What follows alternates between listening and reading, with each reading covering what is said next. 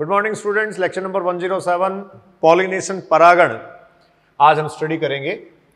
और देखिए, इससे पहले आपने परागण की प्रक्रिया में जो स्व परागण और पर परागण है उनको बढ़ावा देने वाली जो युक्तियां हैं, साधन हैं, वो सब डिस्कस कर लिए हैं। यहां परागण में हम डिस्कस करेंगे agencies for pollination.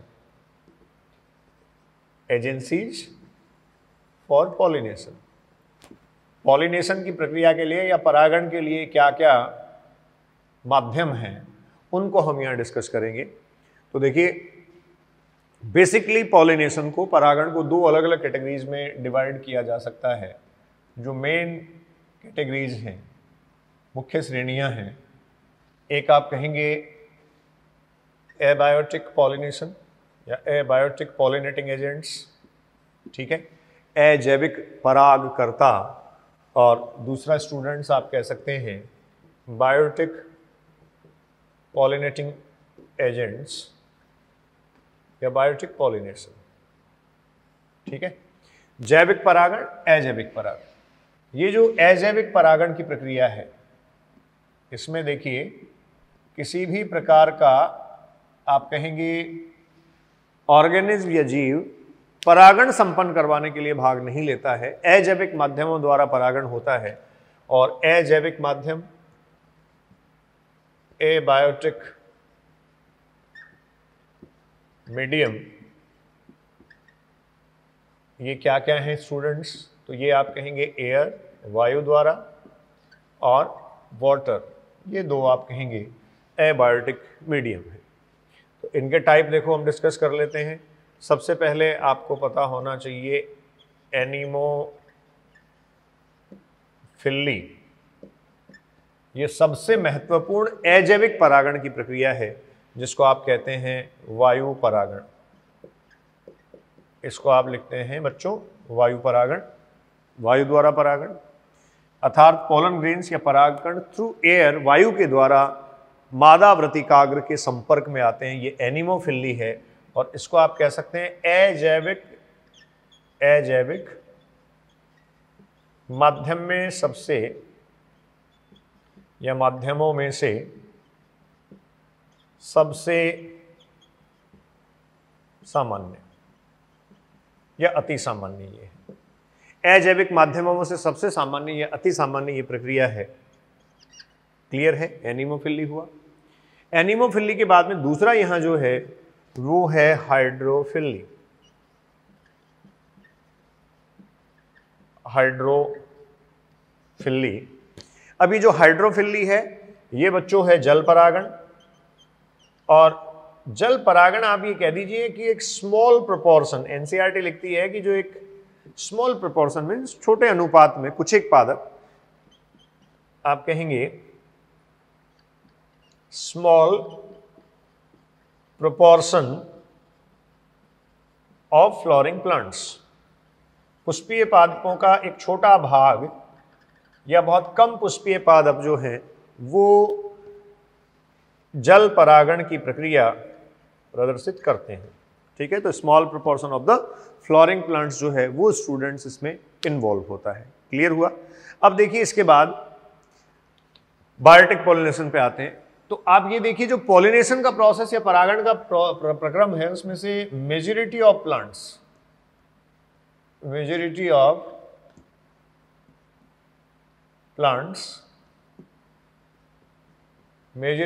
The plants perform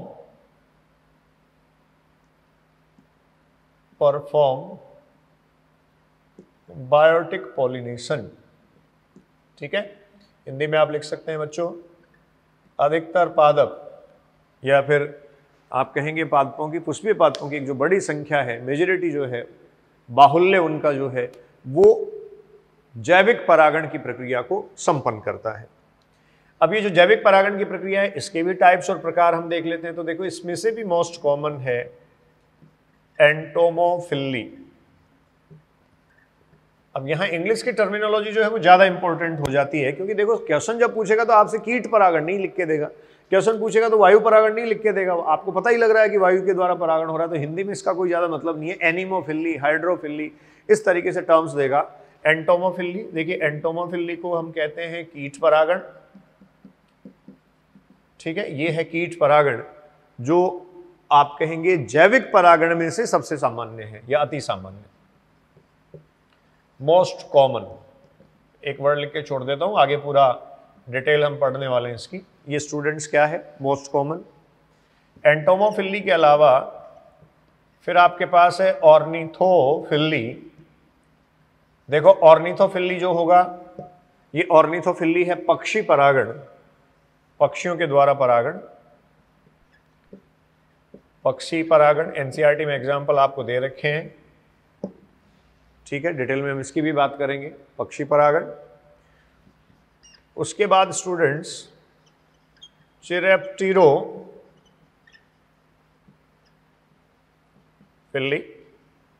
और जो चिरेप्टेरोफिली है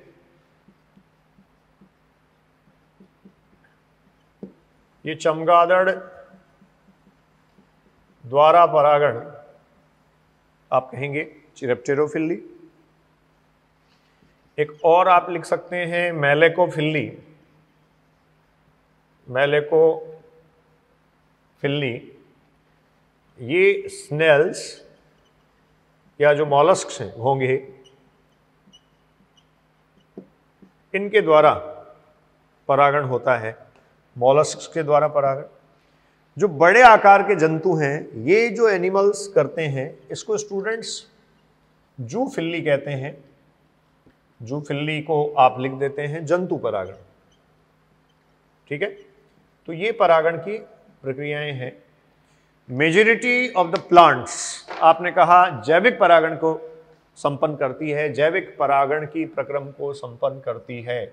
मेजॉरिटी ऑफ द प्लांट्स किस में जाती है, जैविक परागण में। तो देखिए जो जैविक परागण है इसमें अनसर्टेनिटी कम है, अर्थात इसमें जो पॉलिनेशन का सक्सेस है, परागण की जो सफलता है वो अधिक सुनिश्चित है। इसमें परागण की सफलता आप ये कह सकते हैं उतनी सुनिश्चित नहीं है, ठीक है।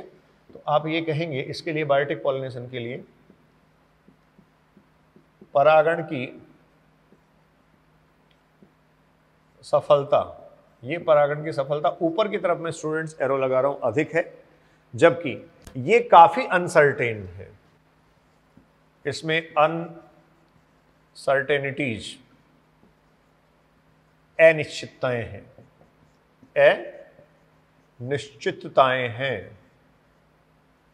स्टूडेंट्स हाइड्रोफिली और एनिमोफिली के लिए एनसीईआरटी लिखती है जो दोनों प्रकार के परागण हैं ये हैं factor of chance, factor of chance, संभावना की बात है, क्योंकि एयर के through, air born pollen grain, air के थ्रू पोलन ग्रेन स्टिग्मा तक ट्रांसफर हो रहा है, जल में बहकर आप ये कह सकते हैं फ्लोटिंग कंडीशन में हाइड्रोफिली में परागकण स्टिग्मा तक ट्रांसफर हो रहा है, तो जरूरी नहीं है कि पॉलिनेशन परफेक्ट जो है वो हो पाए।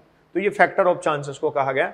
जबकि ये जो बायोटिक पॉलिनेशन है, इस बायोटिक पॉलिनेशन के लिए क्या कहेंगे आप, ये ऑर्गेनिज्म मीडिएटेड है, ये है ऑर्गेनिज्म मीडिएटेड, जीव आधारित है।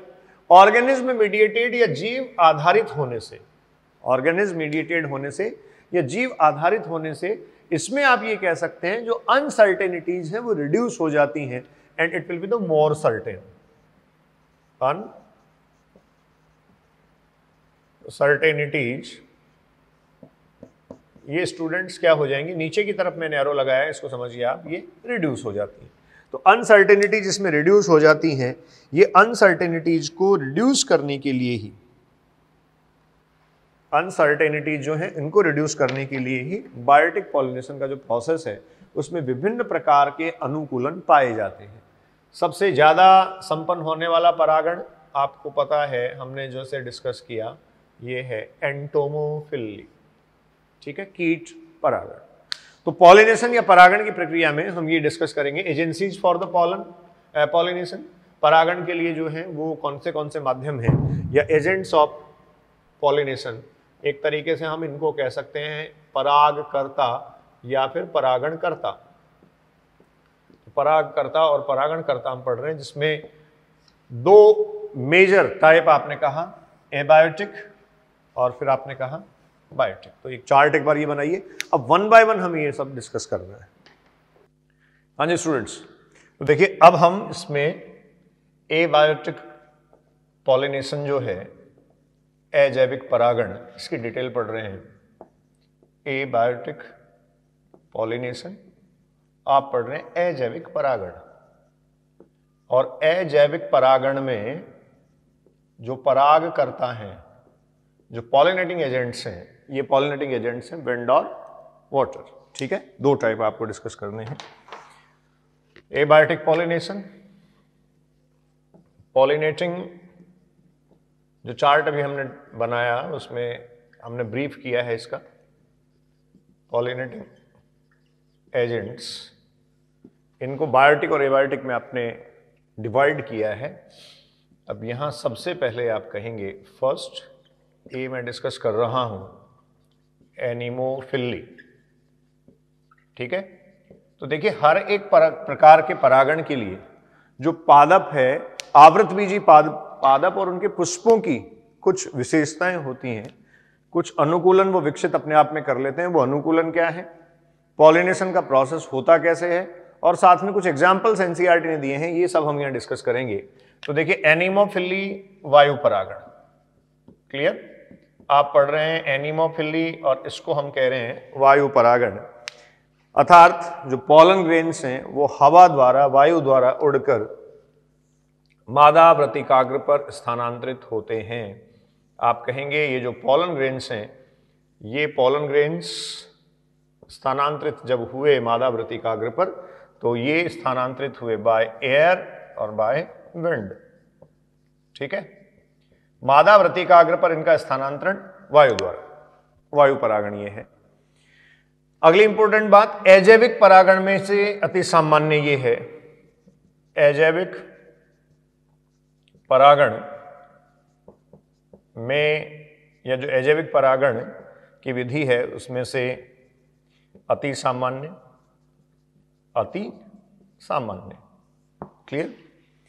दूसरी एक इंपॉर्टेंट बात स्टूडेंट्स, हम ये कह सकते हैं जब एयर के थ्रू पॉलन ग्रेन्स ट्रांसफर हो रहे हैं, जब वायु द्वारा परागकणों का स्थानांतरण हो रहा है, तो इस स्थिति में यहां अनसर्टेनिटी या अनिश्चितताएं हैं। परागण में अनिश्चितता, जो परागण की प्रक्रिया है उसमें स्टूडेंट्स अनिश्चितताएं हैं, और ये जो अनिश्चितताएं हैं इनको कम करने के लिए जो पादप हैं वो विशेष तौर पर कुछ विशेष लक्षण दर्शाते हैं। तो आप ये कहेंगे इनको कम करने के लिए अनसर्टेनिटीज या अनिश्चितताएं जो हैं को कम करने हेतु पुष्पीय अनुकूलन प्रदर्शित होते हैं। पुष्पीय अनुकूलन प्रदर्शित होते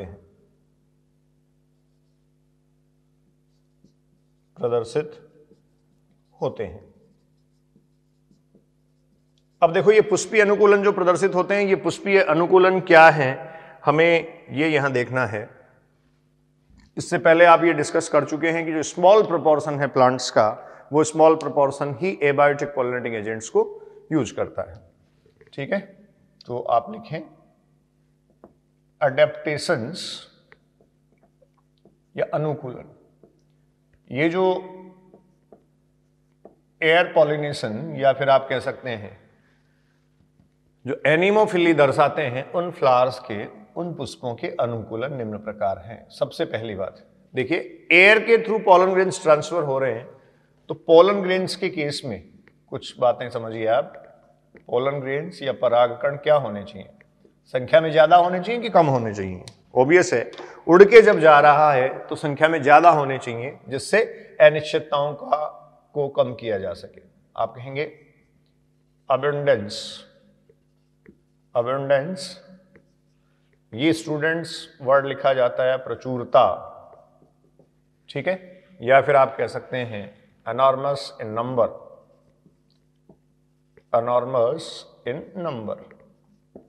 तो जो अनसर्टेनिटीज हैं उन अनसर्टेनिटीज को रिड्यूस करने या उनको कम करने के लिए उनकी एबंडेंस या प्रचुरता होनी चाहिए। उसके अलावा अब जब उड़ के जा रहा है तो चिपचिपा होना चाहिए कि अचिपचिपा, तो आप ये कहेंगे पोलन ग्रेन्स जो हैं वो नॉन स्टिकी होने चाहिए, नॉन स्टिकी, अचिपचिपे।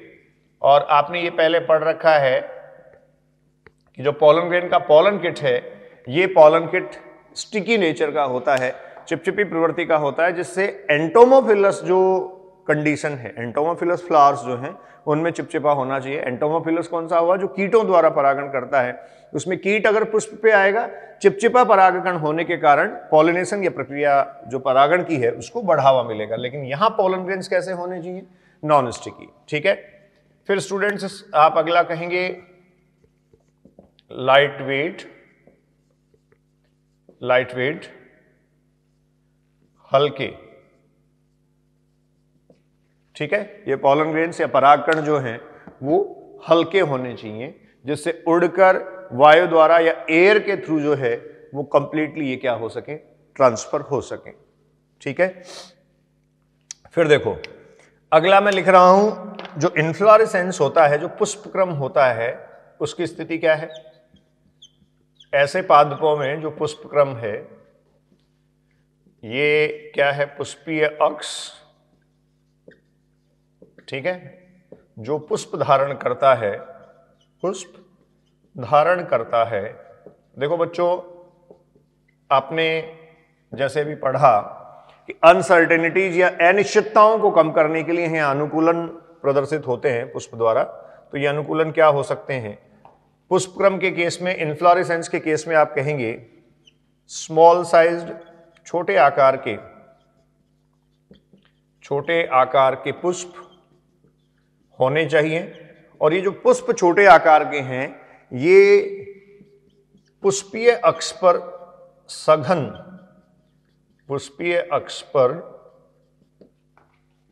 सघनता में उपस्थित कॉम्पैक्ट अरेंजमेंट ये बच्चों शो करेंगे।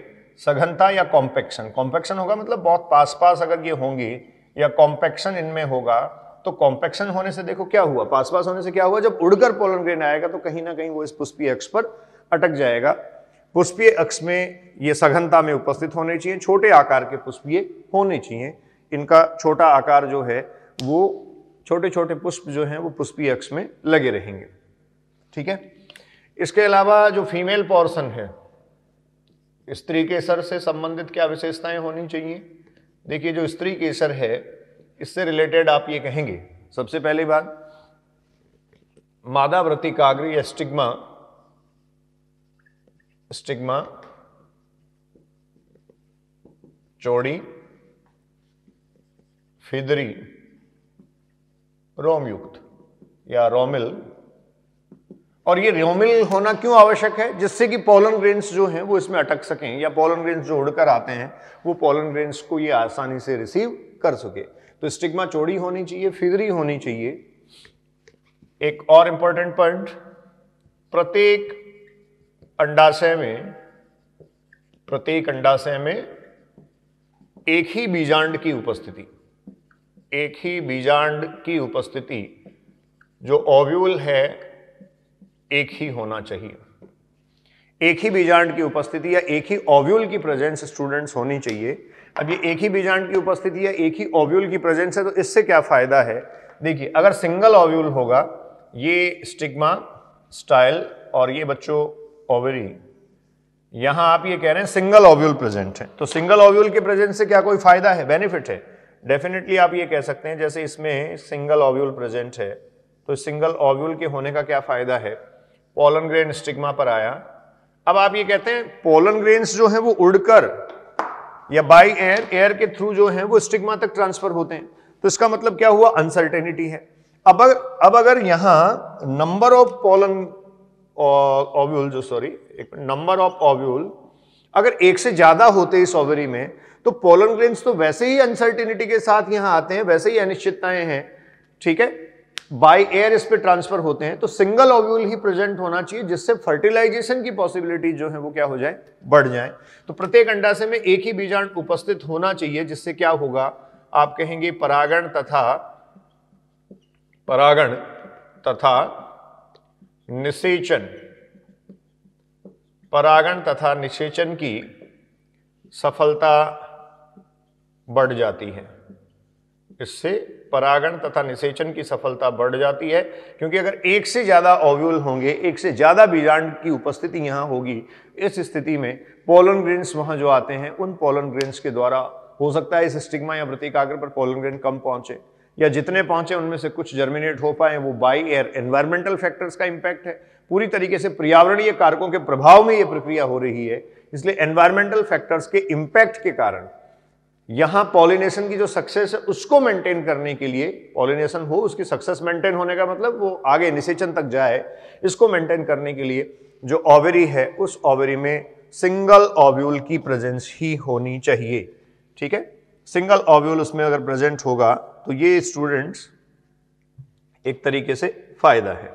ठीक है, अब देखो कुछ एग्जांपल्स दे रखे हैं, जैसे ये जो प्रोसेस है एनीमोफिली वायु परागण, ये आप कहेंगे, यहां मैं लिख देता हूं most common in grasses. Most common in grasses, घासों में ये अति सामान्य है। मोस्ट कॉमन इन ग्रासेज, जो ग्रासेज हैं उनमें ये अति सामान्य है। ठीक है, इसके अलावा जैसे देखिए स्टिग्मा से रिलेटेड कुछ रेफरेंसेज लिखे हैं मैंने। यहां लिखा था स्टूडेंट्स स्टिग्मा चौड़ी होनी चाहिए, फिदरी होनी चाहिए। आपको कॉर्न कॉब एग्जाम्पल दिया है, जो मक्का है, मक्के का भुट्टा आपने देखा होगा इस तरीके से, उसमें आपको हेयर लाइक स्ट्रक्चर्स दिखाई देंगी। ऐसे बहुत सारी हेयर लाइक स्ट्रक्चर्स होती हैं, ग्रीन हेयर लाइक स्ट्रक्चर्स, हरी संरचनाएं, रोमिल संरचनाएं या बाल युक्त संरचनाएं, इनको कहा जाता है टेसल्स। ठीक है, इनको स्टूडेंट्स टेसल्स कहा जाता है। और ये जो टेसल्स हैं वो कुछ नहीं होती, वो स्टिग्मा और स्टाइल होती हैं जो एक्सपोज होती हैं। स्टिग्मा एंड स्टाइल ये टेसल्स के रूप में होती है, जिससे क्या होगा, जो एयरबॉर्न पोलन ग्रेन है, मतलब जो वायु के द्वारा पोलन ग्रेन या परागकण आ रहा है, उसको आसानी से वो क्या कर सकती हैं, रिसीव कर सकती हैं। तो ये एग्जाम्पल आपको दे रखा है कॉर्न कोब, जिसको हम लिखते हैं मेज या मक्का। ठीक है, मेज या मक्का में, कॉर्न कॉब में इस तरीके से फीदरी स्टिग्मा होती है। ठीक है, तो आपने सारे जो पॉलिनेटिंग प्रोसेस हैं वो इसमें आपने डिस्कस किए। पॉलिनेटिंग प्रोसेस जो है उसमें एनीमोफिली की हम बात कर रहे हैं। एनीमोफिली आप कह रहे हैं एयर और विंड के द्वारा पॉलिनेशन है। जो एजैविक परागण की प्रक्रिया है उसमें ये अति सामान्य है।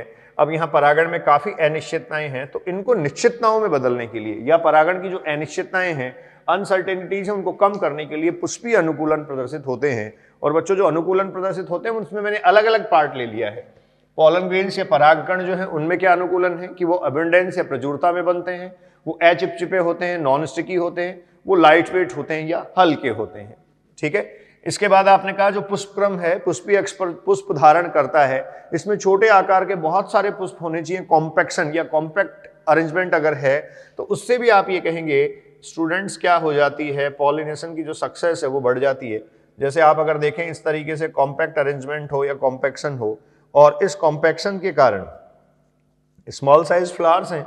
अब ये स्मॉल साइज फ्लावर्स में कॉम्पैक्शन है, देखो, तो अगर पोलन ग्रेन्स यहाँ आते हैं तो डेफिनेटली जो है इन छोटे छोटे पुष्पों को पॉलिनेशन के लिए परागकण की उपलब्धता सुनिश्चित हो जाती है। और फिर एक अगला एडेप्टेशन आपने देखा कि वो जो पुष्प है उसकी ओवरी या अंडाशय में सिंगल ओव्यूल की प्रेजेंस है। तो जो सिंगल ओव्यूल होगा, जो एकल बीजांड की उपस्थिति है, ये एकल बीजांड यहाँ सुनिश्चित करेगा एग्जैक्टली इन प्लांट्स में, एकल बीजांड ये सुनिश्चित करेगा कि इन प्लांट्स में पॉलिनेशन की जो प्रक्रिया है उसकी सफलता बनी रहे और आगे क्या हो, निषेचन हो।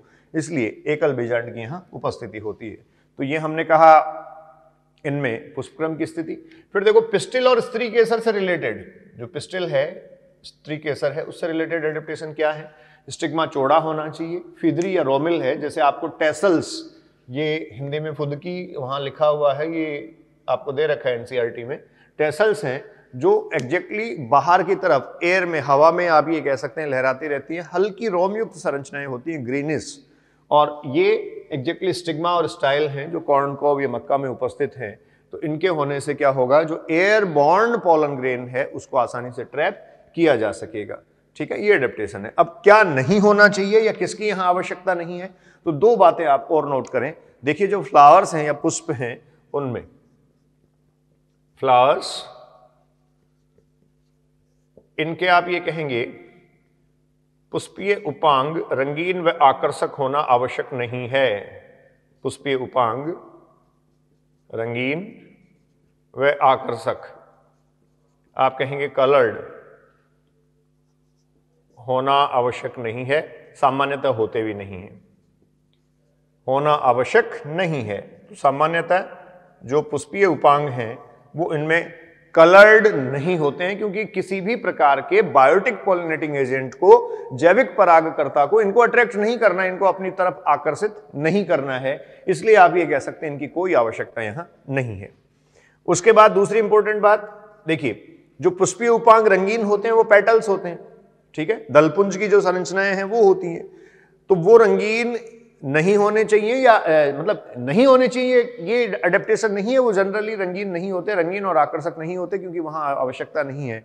और इसके अलावा एक जो परागकर्ताओं को, जो जैविक परागकर्ता हैं, उनको रिवार्ड दिया जाता है पुष्प के द्वारा। पुष्प बदले में, पॉलिनेशन या परागण के बदले में उनको जो देता है, उसमें एक तो पोलन ग्रेन आता है, और पोलन ग्रेन के अलावा दूसरा आप कहते हैं नेक्टर। तो देखो स्टूडेंट्स, नेक्टर की जो उपस्थिति है, ये नेक्टर की उपस्थिति भी आवश्यक नहीं है। नेक्टर या मकरंद, मकरंद की उपस्थिति आवश्यक नहीं, मकरंद की जो उपस्थिति है वो भी आप ये कहेंगे क्या है, आवश्यक नहीं है। तो ये पहली एक प्रक्रिया पूरी होती है जिसको हम पढ़ रहे हैं, एनीमोफिली वायु परागण। तो स्टूडेंट्स अगला है हाइड्रोफिली जल परागण। हाइड्रोफिली जल परागण, देखिए हाइड्रोफिली जो है वो आप ये कहेंगे क्वाइट रेयर, एनसीईआरटी लाइन लिखती है कि काफी दुर्लभ है, मतलब एंजियोस्पर्मिक प्लांट्स की इतनी जो वाइड रेंज है उनमें से सिर्फ 30 जेनेराज तक, 30 वंशों तक ये सीमित है। तो आप कहेंगे हाइड्रोफिली पॉलिनेशन बाय वाटर या pollination through water, pollination through water, पानी में बह के जाएगा, ठीक है। पोलन ग्रेन या परागकण, आप कह रहे हैं इसको जल परागण। जैसा कि मैंने पहले आपको बताया था, हिंदी के बजाय इंग्लिश के टर्म्स आप ध्यान रखें। हाइड्रोफिली जल परागण लिख के नहीं पूछेगा आपसे, जल परागण लिखेगा तो सब स्पष्ट ही है, ठीक है। पॉलिनेशन थ्रू वाटर, आप कहेंगे it is the quite rare, ये जो है वो फ्लोरिंग प्लांट्स में काफी दुर्लभ है, और 30 जेनेराज या 30 वंशों तक सीमित है, रेस्ट्रिक्टेड है, लिमिटेड है, मतलब बहुत ज्यादा ये नहीं होता है।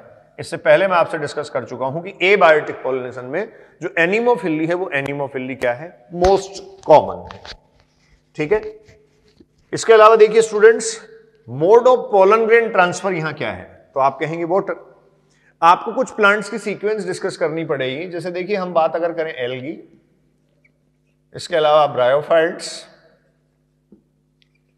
टेरिडोफाइट्स, इनको आप लॉर रेफरेंस का मानते हैं, टेरिडोफाइट्स, ठीक है। इनमें देखिए एल्गी को आप छोड़ दीजिए, क्योंकि एल्गी के जो हैबिटेट है या एल्गी के जो आवास हैं वो पूरी तरीके से एक्वेटिक है, ये जलीय आवासों का ही है। ब्रायोफाइट्स के लिए आप ये कह सकते हैं ये स्थलीय आवास की तरफ आया लेकिन सफलतापूर्वक स्थापित नहीं हो पाया, उभयचरी है। और जो टेरिडोफाइट्स हैं ये आप ये कह सकते हैं स्थलीय आवासों में सफलतापूर्वक स्थापित, स्थलीय आवासों में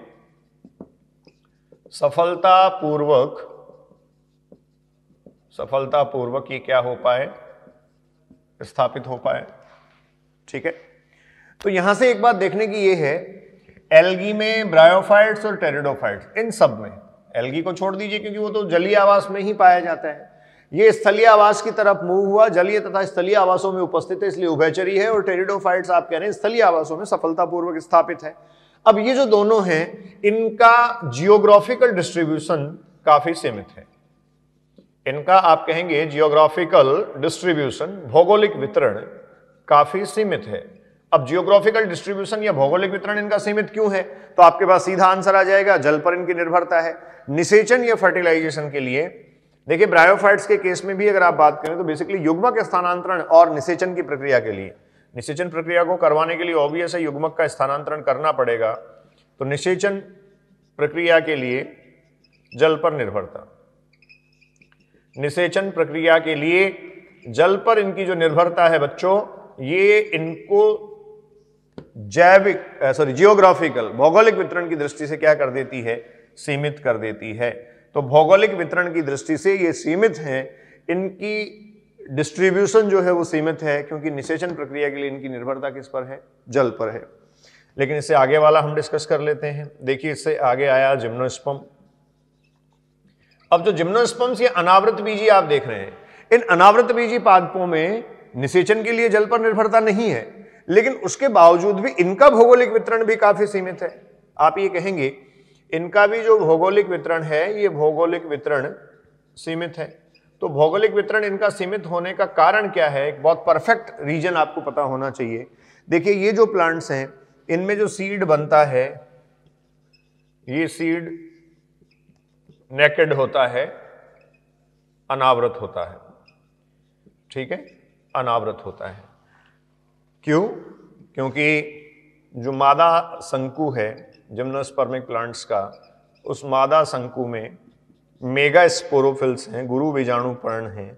इन गुरु बीजाणु पर्ण पर, गुरु बीजाणु पर्ण है वहां, मेगा स्पोरोफिल कहते हैं उनको हम, ठीक है। इस तरीके से जैसे एक हम देख भी लें, इस तरीके से मान लीजिए ये गुरु बीजाणु पर्ण है, तो इन गुरु बीजाणु पर्ण पर ओव्यूल या जो बीजांड है, ये ओव्यूल और बीजांड एक्सपोज्ड कंडीशन में रहते हैं। गुरु बीजाणु पर्ण पर क्या उपस्थित है, ओव्यूल या फिर आप कहेंगे बीजांड। ये बीजांड या ओव्यूल क्या है, यहां अनावृत हैं, एक्सपोज्ड हैं। अब देखिए ये सीड में कन्वर्ट होंगे, तो ये जो सीड होगा वो क्या हुआ, नेकेड, अर्थात ओवरी के अंदर या अंडाशय के अंदर यहां बीज नहीं बनता। इसलिए जो भी बीज बनेंगे अब वो पादप पर बनने के बाद, पादप के मादा शंकु पर बनने के बाद वहीं उन्हीं स्थलीय आवासों में या पादप जहां उगा हुआ है उसके आसपास वहीं डिस्पर्स हो जाते हैं, वहीं उनका बिखराव हो जाता है और मृदा के संपर्क में या स्थल के संपर्क में आने के बाद वो अंकुरित होते हैं। तो इसलिए बहुत वाइड डिस्पर्जल उनका नहीं है। परफेक्ट रीजन क्या है, परफेक्ट रीजन है नॉट वाइड डिस्पर्जल, ठीक है स्टूडेंट्स, वाइड डिस्पर्जल उनका नहीं है, बिखराव या बीज प्रकीर्णन आप कह सकते हैं, बहुत आगे तक नहीं है। अब वाइड डिस्पर्जल नहीं है, प्रकीर्णन या बिखराव आगे तक नहीं है, तो आप ये कह सकते हैं ये जो है वो प्रारंभ में स्थल या मृदा के संपर्क में आने पर, मृदा के संपर्क में आने पर अंकुरित हो जाते हैं, आने पर अंकुरित हो जाते हैं। तो इसलिए आप देख सकते हैं कि जहां जिम्नोस्पर्मिक प्लांट्स प्रेजेंट होते हैं, उन जिम्नोस्पर्मिक प्लांट्स की एक बड़ी रेंज आपको वहां मिलेगी, सघनता मिलेगी। ट्रीज जो हैं वो पास पास होंगे, वृक्ष काफी पास पास होंगे, इसलिए क्योंकि वहीं जो सीड हैं वो उसी लोकेलिटी में जर्मिनेट होते रहते हैं और नया पादप बनाते रहते हैं। तो वहां उनके जो डिस्पर्जल की कंडीशन है वो वाइड नहीं है, बहुत सीमित डिस्पर्जल उनका हो पाता है। और फिर अगर हो भी गया तो आप ये कह सकते हैं बहुत ज्यादा नहीं हो सकता। सीड ओवरी के अंदर या अंडाशय के अंदर, फल के अंदर बीज नहीं है। अब फल के अंदर नहीं होगा तो प्रारंभिक स्थिति में जैसे ही मृदा के संपर्क में आएगा वो जर्मिनेट या अंकुरित होकर स्टूडेंट्स क्या बना देगा, पादप बना देगा। तो ये इनके भौगोलिक वितरण को क्या कर देता है, सीमित कर देता है, ठीक है। अब अगली स्थिति इसमें भी हम देख लेते हैं कि जो हाइड्रोफिली जिन प्लांट्स में होती है, उन हाइड्रोफिली प्रदर्शित करने वाले पादपों के पुष्पों में क्या अनुकूलन है, ठीक है। तो अगला टाइटल इसका आप लिखें, फ्लोरल अडेप्टेशन, पुष्पीय अनुकूलन। और देखिए फ्लोरल अडेप्टेशन और पुष्पीय अनुकूलन जो है, इसको पढ़ने से पहले हमें दो टाइप इसके पढ़ने होंगे। हाइड्रोफिली को आप डिवाइड कर सकते हैं एपीहाइड्रोफिली एंड हाइपोहाइड्रोफिली। हाइड्रो फिल्ली, और इसको आप डिवाइड कर सकते हैं एपी हाइड्रोफिल्ली एंड हाइपोहाइड्रोफिल्ली। हाइपोहाइड्रोफिल्ली,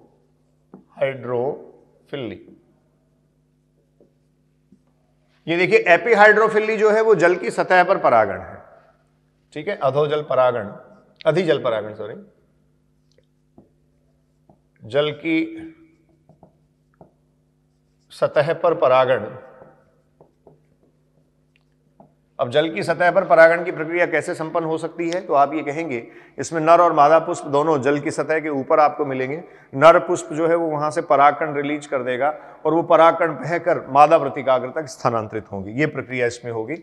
जो हाइपोहाइड्रोफिल्ली है इसमें आप ये कहेंगे जल निमग्न पादपों में, जल निमग्न पादपों में जल के अंदर परागण, जल निमग्न पादपों में जल के अंदर जो है वो परागण की प्रक्रिया बच्चों ये होती है, इसको आप कहेंगे हाइपोहाइड्रोफिल्ली, ठीक है। एक आप कह रहे हैं एपीहाइड्रोफिल्ली और दूसरा आप कह रहे हैं हाइपोहाइड्रोफिल्ली, ठीक है। अब देखो जितने सारे प्लांट्स हैं, ये सारे प्लांट्स जल द्वारा परागण भी नहीं करते हैं, मतलब एक्वेटिक प्लांट्स, जितने सारे एक्वेटिक प्लांट्स हैं वो सारे एक्वेटिक प्लांट्स या जलीय पादप जल द्वारा परागण भी नहीं करते हैं। तो एपीहाइड्रोफिल्ली की कंडीशन सबसे पहले तो मैं लिख रहा हूं, एपीहाइड्रोफिल्ली में आप ये कहेंगे जैसे ये जल की सतह है, वाटर सरफेस है, सॉरी फॉर मिनट प्लीज, आप ये कहेंगे यहां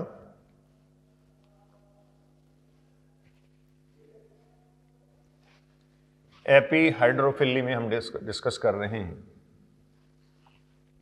ये वाटर सरफेस।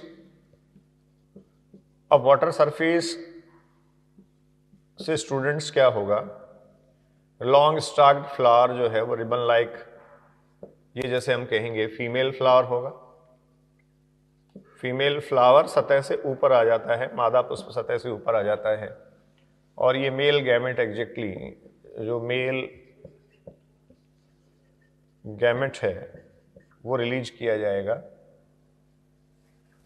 ठीक है।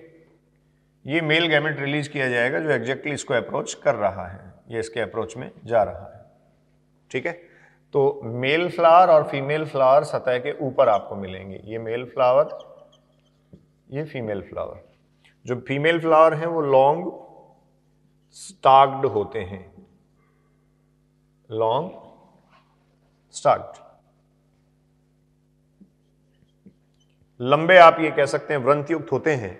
और लॉन्ग स्टाक्ड होने से बेनिफिट क्या हुआ कि ये जो हैं वो वाटर की सरफेस से ऊपर की तरफ आ जाते हैं, और जैसे ही मेल गैमेट ट्रांसफर किए जाते हैं फीमेल फ्लावर इसको रिसीव कर लेता है। इसका एग्जाम्पल आपको मिल सकता है वेलिस्नेरिया। वेलिस्नेरिया स्टूडेंट्स एग्जाम्पल आपको दे रखा है, एनसीईआरटी ने बहुत क्लियरली लिख रखा है कि जो वेलिस्नेरिया है उसमें ऐसा होता है कि जो मेल गैमेट हैं या नर युग्मक हैं वो जल की सतह पर उपस्थित हैं और वो बहकर पॉलन ग्रेन या परागकण के रूप में बहकर फीमेल फ्लावर को अप्रोच करते हैं, फीमेल फ्लावर पर तक जाते हैं। तो ये सरफेस ऑफ वाटर जो है उस पर पॉलिनेशन का प्रोसेस हुआ, ठीक है। इनमें देखिए इंपॉर्टेंट पॉइंट क्या है, यहां इसके पॉलन रिलीज का टाइम और स्टिग्मा के द्वारा पॉलन रिसीव करने का टाइम जो है वो क्या होना चाहिए, सिंक्रोनाइज्ड होना चाहिए। मैंने पहले भी आपको बताया था, जिससे पॉलिनेशन की सक्सेस बनी रहे। तो आप ये कह सकते हैं pollen release and stigma receptivity, stigma receptivity जो है वो क्या है, synchronised. Pollen release and stigma receptivity should be synchronised, ये सिंक्रोनाइज्ड होनी चाहिए। और सिंक्रोनाइज होना मतलब साथ साथ होना चाहिए पोलन का रिलीज और स्टिग्मा की रिसेप्टिविटी, जिससे पॉलिनेशन की जो सक्सेस है, परागकण की जो सफलता है वो बच्चों बनी रहे, ठीक है। तो एक कैटेगरी आपने इसमें डिस्कस की जिसको आप कह रहे हैं एपीहाइड्रोफिल्ली, जल की सतह के ऊपर परागण। अब देखो दूसरी कंडीशन डिस्कस करते हैं जिसको आप कह रहे हैं हाइपोहाइड्रोफिल्ली, जल के अंदर परागण, तो ये बेसिकली सी ग्रासेज में होता है। ठीक है, जैसे हाइड्रेला की बात भी अगर आप करें तो ये भी जल निमग्न पादप है, जल में डूबा रहता है। तो ऐसे जो प्लांट्स हैं उनमें पोलन ग्रेन जल में रिलीज किए जाते हैं। इनके पोलन ग्रेन जल में रिलीज कर दिए जाएंगे तो हाइड्रोफिली जो है उसका अगला टाइप आप डिस्कस कर रहे हैं। एपी आपने डिस्कस किया, हाइपोहाइड्रोफिली। ठीक है, हाइपोहाइड्रोफिली। तो हाइपोहाइड्रोफिली में देखो, जल निमग्न पादपों में मेंशन कर लें आप, जल निमग्न पादपों में क्या होगा, परागकण जल में मुक्त कर दिए जाते हैं। परागकण जल में मुक्त कर दिए जाते हैं। परागकण जो है उनको जल में मुक्त कर दिया जाता है, वाटर में छोड़ दिए जाते हैं वो। अब जब वाटर में उनको रिलीज कर दिया जाता है, छोड़ दिए जाते हैं, तो यहां जो पोलन ग्रेन्स हैं वो देखो, पोलन ग्रेन्स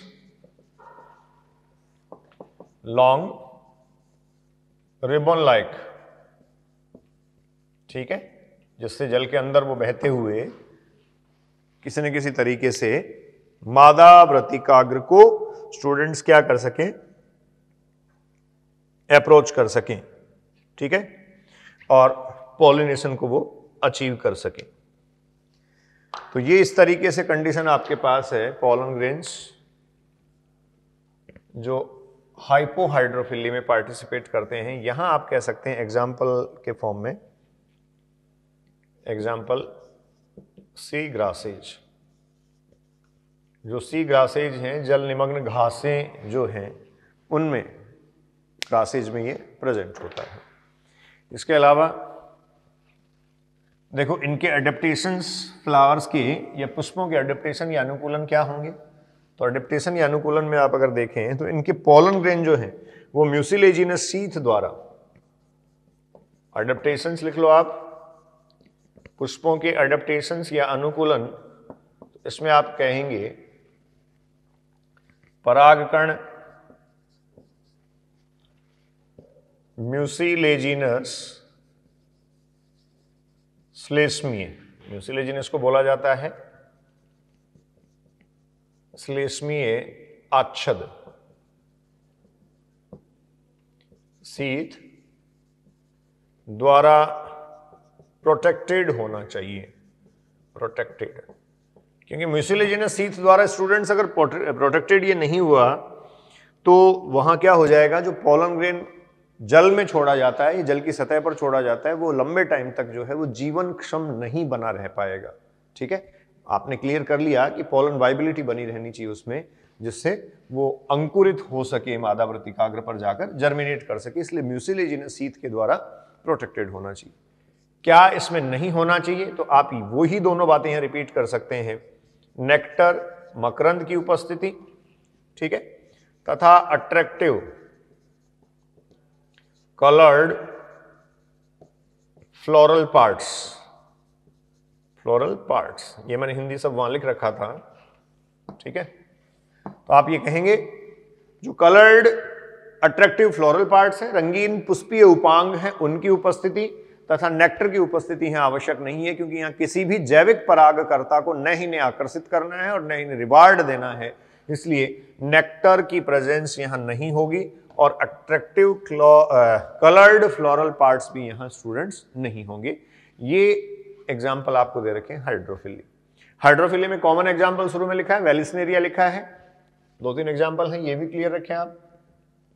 वेलिस्नेरिया, वेलिस्नेरिया के बाद में आपको वहां लिख के दिया है हाइड्रेला, तो वेलिस्नेरिया में आपने अभी पढ़ा एपीहाइड्रोफिली होती है। हाइड्रेला जल निमग्न पादप है पूरी तरीके से, इसमें आप हाइपोहाइड्रोफिली कह सकते हैं। और सी ग्रासेज का जो एग्जाम्पल दे रखा है उसमें जोस्टेरा स्टूडेंट्स एक एग्जाम्पल लिखा है, ये जोस्टेरा सी ग्रासेज है, ठीक है, समुद्री घास है जोस्टेरा। अगला एक पॉइंट है, उसको देखिए आप कि ये जो प्लांट्स हैं इन प्लांट्स में जरूरी नहीं, आवश्यक नहीं है ये कि जो पॉलिनेशन की प्रक्रिया है या पॉलिनेशन है वो जल के द्वारा ही हो, क्योंकि आप ये कहेंगे इनमें इंसेक्ट्स और विंड के द्वारा भी पॉलिनेशन होता है।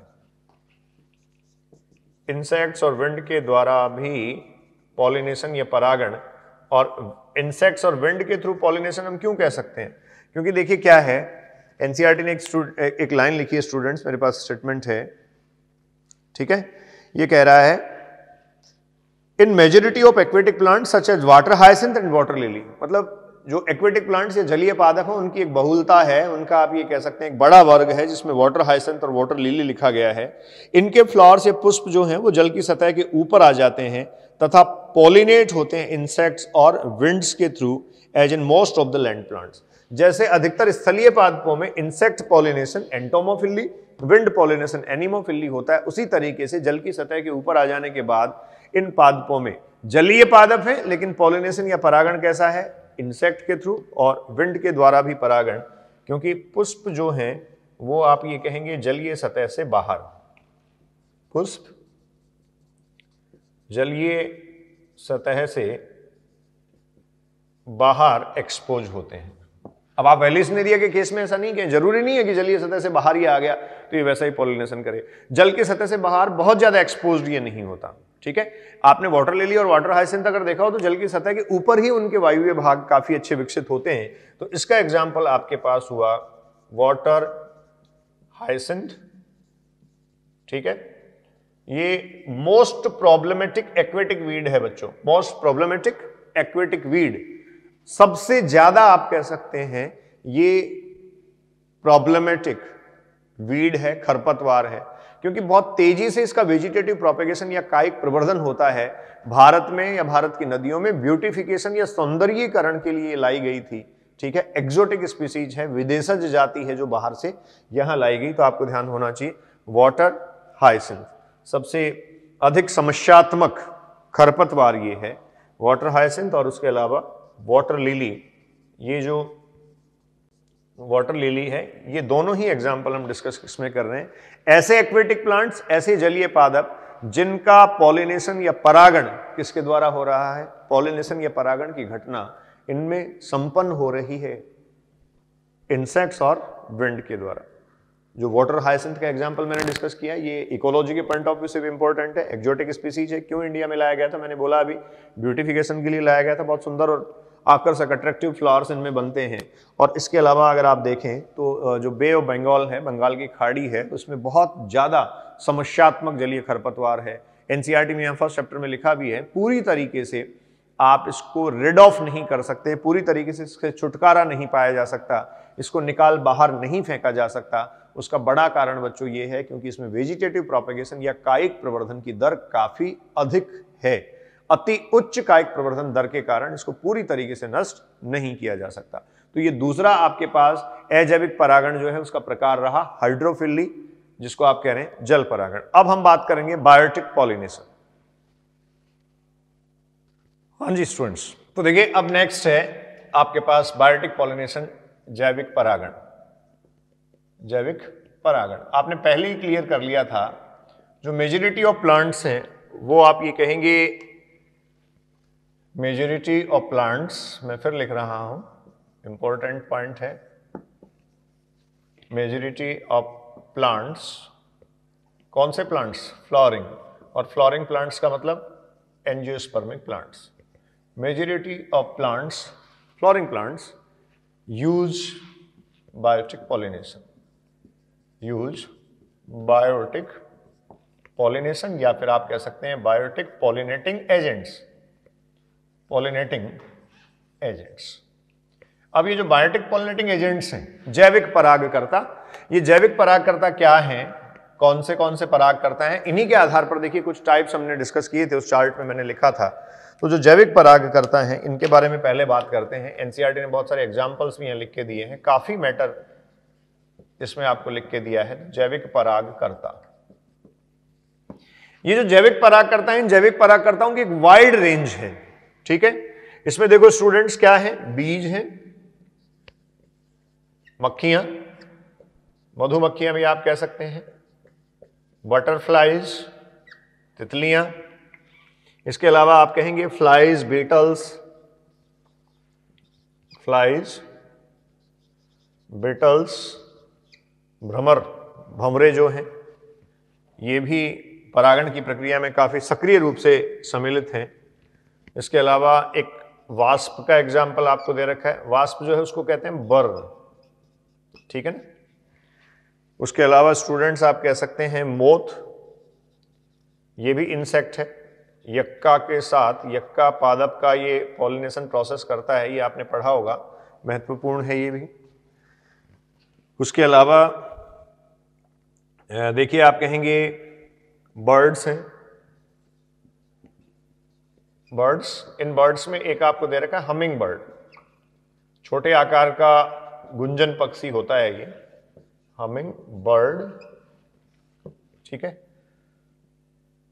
छोटे आकार का क्या होता है, गुंजन पक्षी, गीत गाता रहता है ये, ठीक है। इसके अलावा आप कहेंगे सनबर्ड्स, सनबर्ड, ठीक है। इसके अलावा स्टूडेंट्स आपको दिया गया है बैट्स, ठीक है, जितने सारे नाम हैं मैं सब लिख रहा हूं। और उसके बाद आप कह सकते हैं जो लार्ज एनिमल्स हैं, ये तो चलो इंसेक्ट्स वगैरह हुए,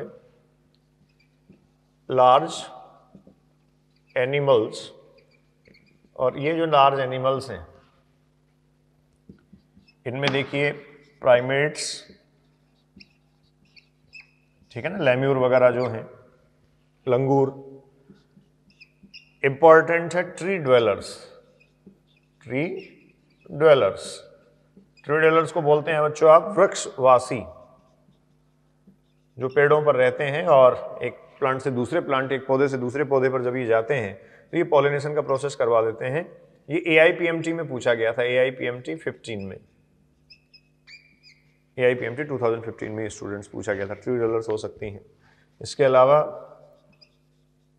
रेप्टाइल्स हैं, ठीक है, जिसमें स्नेक्स, लिजर्ड है स्टूडेंट्स, लिजर्ड में भी दो आपको दे रखी हैं, गार्डन लिजर्ड एंड गीको, गीको लिजर्ड और गार्डन लिजर्ड, ये जो हैं वो दोनों पॉलिनेशन का प्रोसेस कर देती हैं, ठीक है। तो ये भी एक तरीके से पॉलिनेशन प्रोसेस करती हैं।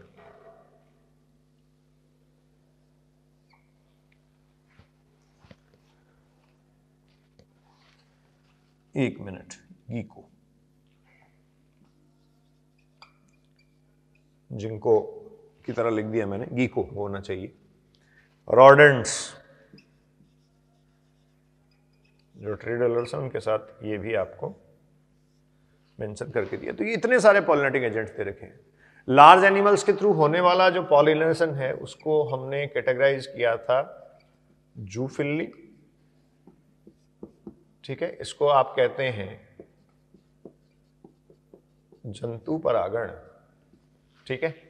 इसके अलावा देखिए यहां दो तीन इंपॉर्टेंट हमारे लिए जिनको हमने कैटेगराइज तो कर रखा है, जैसे बीज हैं, बटरफ्लाइज हैं, फ्लाइज हैं, बेटल्स हैं, ये सब स्टूडेंट्स इंसेक्ट में आते हैं। तो एक तो आपको पढ़ना है एंटोमोफिली,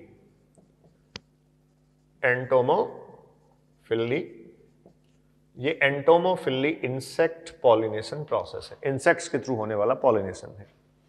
फिर बर्ड्स के थ्रू होने वाला आपने पढ़ा था ऑर्निथोफिली, इसको आप कहते हैं ऑर्निथोफिली, ठीक है, पक्षी परागण। ये एंटोमोफिली है बच्चों, कीट परागण, ठीक है। इसके अलावा ऑर्निथोफिली जो है वो है पक्षी परागण। ये एक डिटेल मैंने इधर लिखी है, ये जंतु परागण है। बैट चमगादड़ दे रखा है आपको, इसको हम बोलते हैं चिरिप्टेरोफिली, ये भी मैंने वहां मेंशन किया था, ठीक है। इसमें आप मेंशन और कर सकते हैं मॉलस्क्स, ठीक है। ये जो है जैसे स्नेल्स की बात की गई, तो ये जो स्नेल्स और घोंगे हैं, इनके थ्रू होने वाला प्रोसेस जो है इसको बोला जाता है मैलेकोफिली। मैलेकोफिली, घोंगे द्वारा परागण। तो ये कुछ डिटेल्स हमें पढ़नी है। अब सबसे पहले आपको यहां बात करनी है जो मोस्ट कॉमन है, एंटोमोफिली। ठीक है, एंटोमोफिली की काफी अच्छी डिटेल जो है वो एनसीईआरटी में भी आपको दी गई है। इसके अलावा ऑर्निथोफिली में जैसे बैड पॉलिनेशन और बाकी की जो बर्ड्स हैं, जैसे स्मॉल साइज बर्ड आपको दे दिया, हमिंग बर्ड और सनबर्ड दे दिया, तो इनके क्या रेफरेंसेज हैं। देखिए यहाँ का काफ़ी मैटर आपको जो है वो उधर इकोलॉजी में भी मिलेगा, तो ये कनेक्टिंग रेफरेंसेज हैं, इनकी डिटेल में डिस्कस करके हमें इनको स्टडी करना है। तो ये आप देखें, बायोटिक पॉलिनेटिंग प्रोसेस जो है, उस बायोटिक पॉलिनेटिंग प्रोसेस के जो पॉलिनेटर्स हैं वो सारे मैंने लिख दिए हैं। नेक्स्ट लेक्चर में मैं आपसे एंटोमोफिली डिटेल में डिस्कस करूंगा, ऑर्निथोफिली डिस्कस करूंगा, चिरिप्टेरोफिली डिस्कस करूंगा, मेलेकोफिली डिस्कस करूंगा। इसमें बेसिकली आपको एंटोमोफिली और ऑर्निथोफिली की एक अच्छी डिटेल पढ़नी है, इसके बारे में भी थोड़ी सी बात करनी है, जिसमें हम क्या पढ़ेंगे कि ये जो पॉलिनेटर्स हैं, इन पॉलिनेटर्स के थ्रू होने वाला जो पॉलिनेशन प्रोसेस है, दैट इज मोर सर्टेन और certain than the anemophily and hydrophily. मतलब जो वायु परागण तथा जल परागण है, उस वायु परागण तथा जल परागण की तुलना में इन जैविक परागकर्ताओं द्वारा होने वाला पॉलिनेशन प्रोसेस या परागण प्रक्रम जो है वो अधिक सुनिश्चित है, अधिक सर्टेनिटी उसमें है, अधिक सुनिश्चितता उसमें है। क्यों? क्योंकि ऑर्गेनिज्म अंदर इन्वॉल्व हो गया। अब देखो, ऑर्गेनिज्म इन्वॉल्व होने का मतलब यह भी हुआ कि इनमें जो पुष्प है वो परागण के बदले, या पादप जो है वो परागण की प्रक्रिया के बदले इन जैविक परागकर्ताओं को रिवार्ड देता है, इनको एक तरीके से इनाम देता है। इन परागकर्ताओं को भी फायदा है। नेचर में ये जो इंटरेक्शन है, ये इनके बीच की जो अनन्य क्रिया है, इसको आप ये कह सकते हैं ये दोनों तरफ से फायदेमंद प्रोसेस होता है, तभी ये किया जाता है। आप मान के चलिए, नेचर में दो जीव आपसी संपर्क में तभी आते हैं जब दोनों में से किसी न किसी को कोई ना कोई बेनिफिट या फायदा हो, या फिर आप कह सकते हैं जीव आपस में संपर्क में तब आते हैं, उनमें इंटरेक्शन या अनन्य क्रियाएं तब होती हैं जब उनको खाद्य की आवश्यकता हो, या उनको शेल्टर, स्पेस और आवास के लिए एक दूसरे के साथ इंटरेक्ट करना हो, या फिर वो संपर्क में आते हैं जब उनको अपनी मैटिंग प्रोसेस, सेक्सुअल बिहेवियर, लैंगिक प्रक्रियाएं ये सब संपन्न करनी हो। तो यहाँ जितने सारे इंसेक्ट्स हैं, बर्ड्स हैं, और ये सब जो इन पादपों के, इन पुष्पीय पादपों के संपर्क में आते हैं, तो पुष्पीय पादप बदले में, परागण की प्रक्रिया करने के बदले में इनको रिवार्ड देते हैं। उसके कुछ स्पेसिफिक एग्जाम्पल जैसे मॉथ एंड यक्का यहाँ दे रखा है, वास्प एंड बर, फिग एंड वास्प यहाँ दे रखा है। फिग अंजीर होता है, अंजीर पुष्प क्रम में, बर जो है वो पॉलिनेशन प्रोसेस करता है। ये आपको इकोलॉजी में रिलेशनशिप जो पढ़ाए जा रहे हैं, पॉपुलेशन इंटरेक्शन जो पढ़ाया जाता है, उसमें भी एग्जाम्पल्स मेंशन कर रखे हैं। तो इस तरीके से कनेक्टिंग रेफरेंसेज हैं। तो मैं यहां आपसे एंटोमोफिली, ऑर्निथोफिली और चिरिप्टेरोफिली को बेसिकली डिस्कस करूंगा, जिसमें इंटरेक्शन के साथ साथ हम इन फ्लावर्स के, या जिनमें ये पॉलिनेटर्स, ये परागकर्ता जिन पुष्पों में परागण करते हैं, उन पुष्पों के अनुकूलन क्या है, उनके एडेप्टेशंस क्या हैं, उनको भी डिस्कस करेंगे। Enjoy the embryology. Thank you.